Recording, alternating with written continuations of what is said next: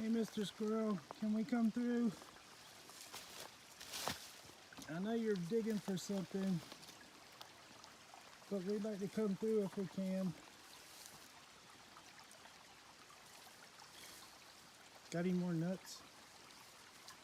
Did you put the nuts back? Yeah, I'll grab them if you want. I think he's blind in one eye. He looks it. Here, I gotta close this back up. Here.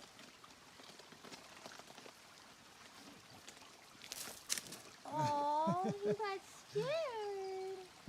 You were such a tough, strong little squirrel to survive with one eye. Okay, you'll find some of those nuts eventually.